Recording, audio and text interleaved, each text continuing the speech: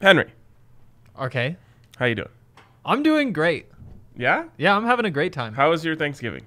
It was incredible. Did you do what you said you were I going to did do? exactly what I said I was going to do. You guys wouldn't believe. So I work a lot during that football, basketball, Buffs crossover season. Yeah. And so there aren't a lot of off days. You working a lot? That's, yep, it's not a fun time of my life. But, well, it is because it's all sports. But to have a day off to just sit on the couch, and I took 3 naps yesterday. Wow. I set alarms for the fourth quarters of the football games. Oh, my God. And just slept all day. That's and it really was clutch. probably all that I could have asked for, except for being with my family. But Yeah. gotta throw that in there. But yeah. Sorry, Penny. Also, yeah, it was incredible. That's awesome. Yeah, that's basically what I did last Sunday during the Broncos bye week, and it was just like, wow, this is divine. Feels so good. It feels so good. But now we're back, We are back. and we have a Buffs game today to discuss. So, off the top, unfortunate news already, as Jarek Broussard won't play, and Joins the list. He's really been the most consistent offensive contributor, I feel like, over the last, 3-4 weeks. Would you agree with that? Yeah, I think that that's probably fair. My thing with this, though, and we'll see if the line moves. It was 24 previously. We'll see if they care at all. I don't think it affects the game at all because I never saw Colorado being able to run the ball in this game. So to me, it was like, okay, so you're going to run the ball on first down, run into the backs of an offensive line that's getting pushed backwards. Yep. And now it's 2nd and 12. And it's probably just going to be the exact same thing. I want to have some sort of confidence in this game. The only confidence, if you're going to feel good, is like Brendan Rice gets loose a couple times, or He's not playing. okay, Brendan Lewis throws a couple deep balls that find the hands of somebody that Yep. not on Utah. All right, Brendan Rice isn't playing. Is Nate? No Nate, no Jack Lamb, no Guy Thomas or Josh Gustav, no Mekhi Blackman or Kalen Moore, and then their 5th defensive lineman, Janaz Jordan, also out. 24. By the way, this is a team in Utah that beat Oregon by 31 last It's week. true. Oregon beat Colorado by 20-ish. Yeah. Yeah, there's that. I mean, The Pac-12 doesn't work like that. it's exactly. Almost nothing does. But 24 points, shorthanded Colorado team on the road at Utah feels a little light. I'm taking the 24. I'm taking the 24 you're taking points. the 24. All right, I'm Colorado has- laying the 24. Colorado they would have not covered 24 in one game this season. Utah has covered 24 31-0 twice to, this season. Minnesota. Yeah, that's one. That's 30-0, by the way. Okay, Gotta give him some credit. And then I can't remember what the other one was. I was just going through and checking. There's 2 times they lost by Yeah, more than 2 24? times. No. 1 time for them, Yes. 2 times for Utah. And those did come like 2 of the last 3 weeks. Right, Utah, yeah. But, 24 is a big number. Also, I mean, does Utah have anything to play for at this point? Like, they've got the South locked up. They're going to represent the South in the championship game. And then if they win, they go to the Rose Bowl. If they lose, they go to the Alamo Bowl. Does it matter? I mean, that's the question, right? See, when I watch Utah dominate teams, what they do is so easy. They just run it down your face, and no Nate Landman, no Jack Lamb. That's going to be a problem. Yep. And then they create pressure in the trenches on the other side. And they're going to be able to do that so easily today. So I hope you're right. I will consider it a win if they cover the spread, which is why I'm betting against them on the spread as my emotional hedge of the day. Yeah, I think that that's fair. I think I've definitely talked myself into it. And honestly, this morning I was thinking about, I was like, am I really going to lose more money on this CU team?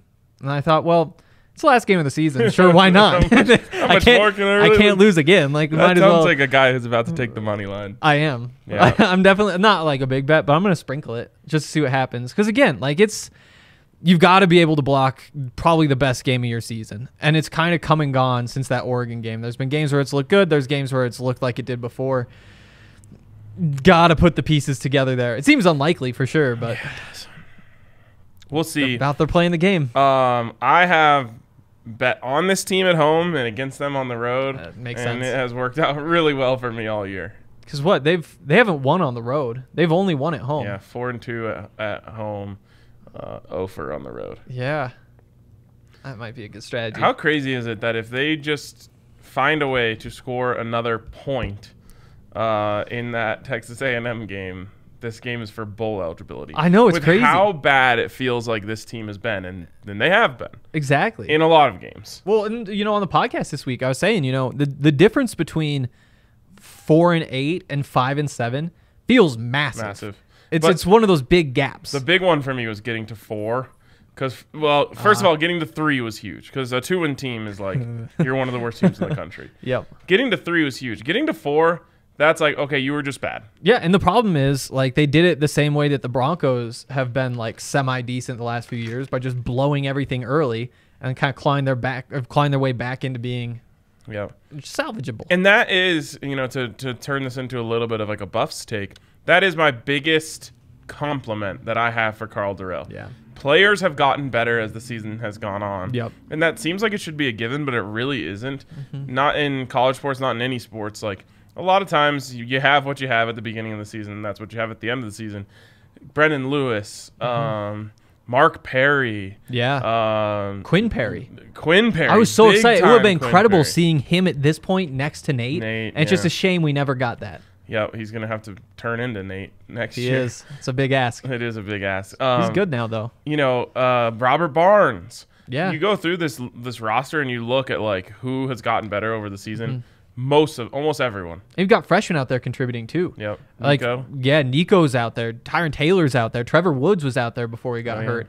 Which is, I mean, again, if you're talking about, there's only moral victories this season. There's no like real good points that you say, oh, that went great. Yeah. But if we want to knock the recruiting, the stars aren't there, but the freshmen are performing well in the first class. And I said this on Twitter last week. For Colorado to be good, it is always going to be development as the number one thing, because you aren't going to bring in 5-star players. Yeah, that's not how it works until you go to the college football playoff. Like all of a sudden, Clemson builds what they build. It's like, yeah, they can bring in whoever they want. Like there's programs like USC where it's like they'll land a 5-star regardless of whether they're good or not. Not nearly as many, but for Colorado, they got to do the legwork first to get there. Right, you have to evaluate well and develop well, and then if you can do those two things, then you're going to create a team that's going to be good enough to allow you to then recruit higher. Exactly. It's, people say it's a chicken or egg thing. I really don't think it is. It's coaching, which results in results, which then results in better recruiting. It's almost impossible to recruit before you have anything on the field. Yep, and it'd be a lot easier if you have a win or a win against Utah under your belt. It would just change so many things. Year. It'd be so tough. It's so tough. I agree. But if they pulled it off, that would just change so much. All right. So you've got Buffs plus 24. I've got Utah minus 24. Okay. What do you think of this total, which is set at 52? I don't know why I lost. There it is. 52. I think I gotta go under. So you're saying Colorado gets the stops on defense? Yeah, I think you just load the box. Yeah. Like you even go into like a 4-4 or something. Just say you're not gonna run. You gotta complete some passes. Where did this guy come from? Cameron Rising. I don't even know where he came. I think he was on the team before, but they brought in a transfer to put in front of him. I thought he was also a transfer. Was he? He could have been, but he's nothing special. Like he's pretty good. He's pretty good, but he's nothing special. Like 14 touchdowns, 2 interceptions. He's like their Ryan Tannehill.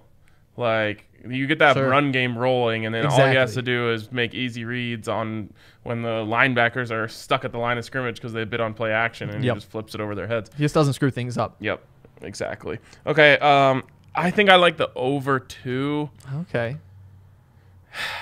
Maybe I don't. It's gonna be a competitive day. There's a lot to think about there. So when you look at what the spread says and the total, you put those two numbers together, you can tell what Vegas is. They're not predicting because it's not exactly like what they the implied prediction. Yeah, but the implied prediction is 38-14, and that feels like so spot on to me. It does.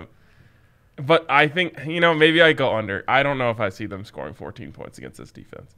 And I mean, I have I could recency bias there just because I watched them hold Oregon to 7 last week. and you watched Colorado last week. Yep. That was right up there with the worst offensive performances they've had all season. And they won. And they won. And again, like Washington, what even is Washington? Like their offense has mostly been the problem.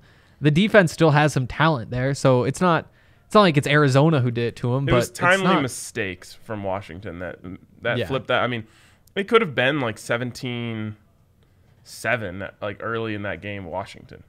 For sure. So, yeah. Okay. Team totals here, and then we'll move on to the Nuggets. I saw we have a comment in there about the Nugs. We also have the Avs today. And we have the Avs today. Oh yeah, we do. Cronky parlay. And the golf. Oh, the right, match. the match. All right, Yeah. we'll touch on all that here in a second. Touching. Got 10 minutes left, so Cool. we'll work quickly here. Team totals. The Buffs are set at 14 and a half. 13 and a half. 13 and a half.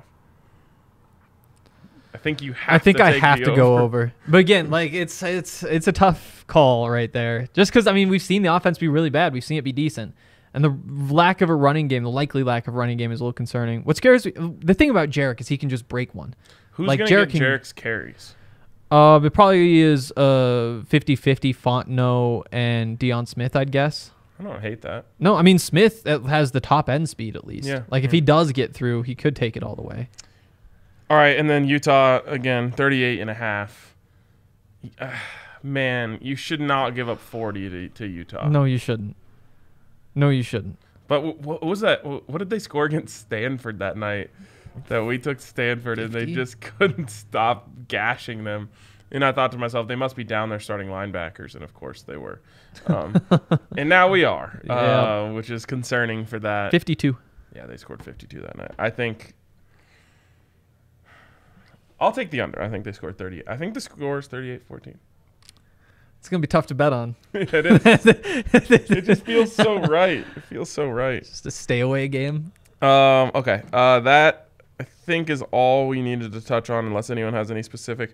I always like these first quarter bets. Colorado +7 in the first quarter. Yeah. I mean, they've been better in the first half than the second recently. Yep, that's exactly what I thought. That's probably a better bet than the 24. Just weird things can happen at the end of these games.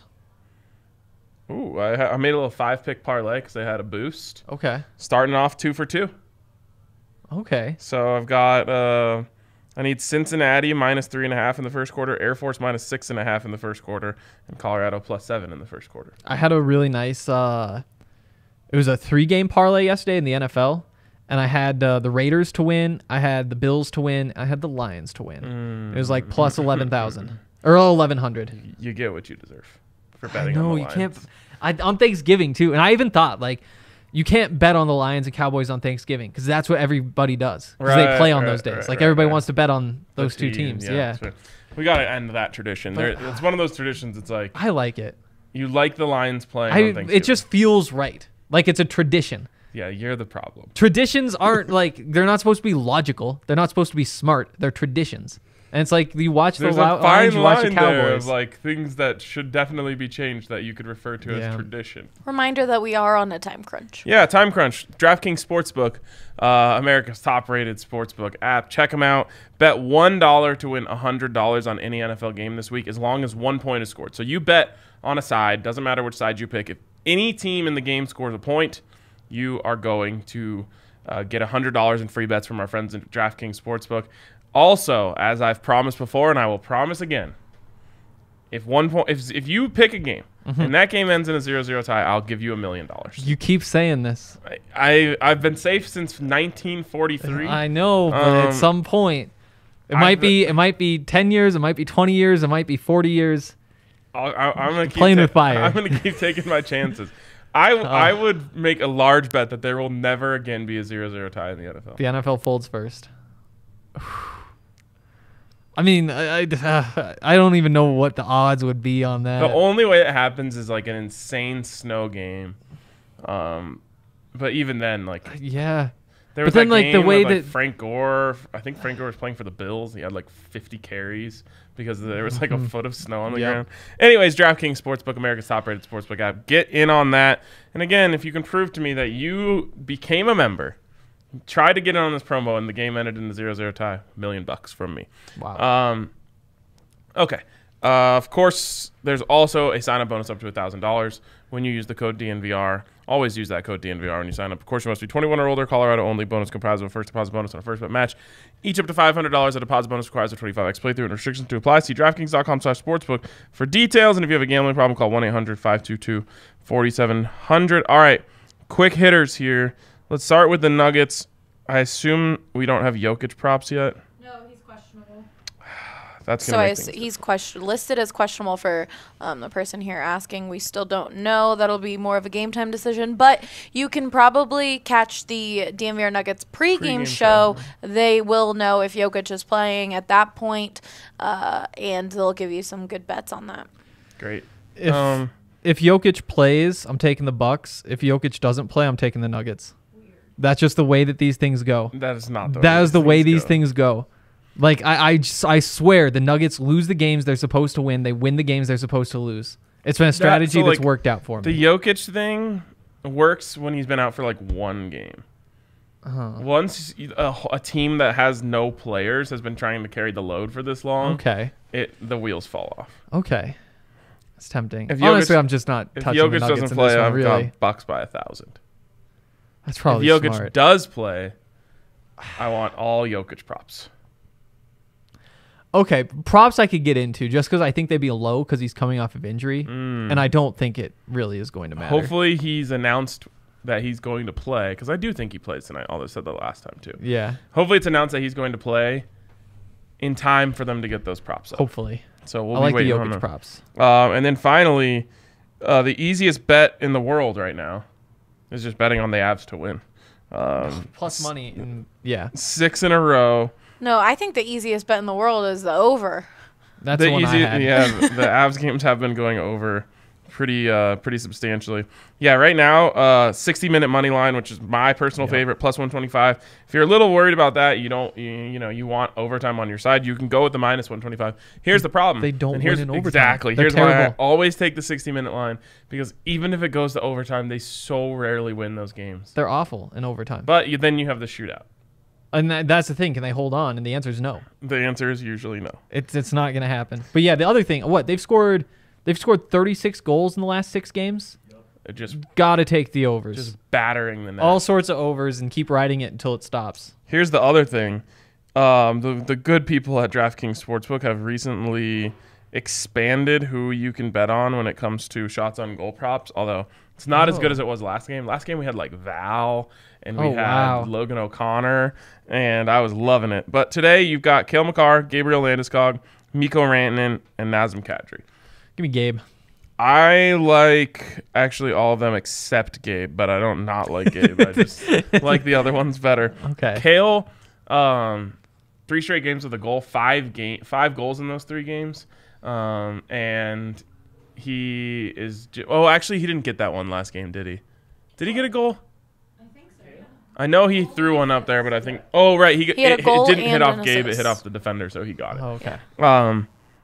He even knows it. He said it in a post-game interview the other day. He's like, I'm just putting pucks on the net and they're going in for me right now. So he has to keep that You rolling. like hearing that. You love hearing that. Over 2.5 at minus 105. Really good value there.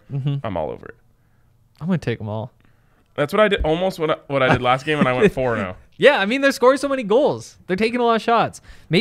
Goal scorers might be the way to go. I know you don't usually do that, but when they're scoring that many. And know. I really do think though, like An last SGP with goal scorers. Okay. last game though, they had no shots on goal pretty much the entire first period. So and they just don't exploded. panic. They explode. It just takes them a little bit longer, especially in some of these games. Hopefully, And they had 2 power plays. Darcy Kemper's skate doesn't break once again. Have you ever seen anything like that in your life? No. How is he not even Insane. able to come back into the game at all? Like, the No. hockey is so dumb, and that's why it's so incredible. It's because just weird things like that happen. I do. It's I like, do oh, think stick is broken again. The skate situation, why he didn't end up coming back was because the win was already accredited to Johansson if they won. So, But what's the point? They in were up giving like him? 3-1. Like, you can lose that game in a heartbeat. You put your starting goalie back out there if you can. I guess that's true. Yeah. It's pretty crazy. All right.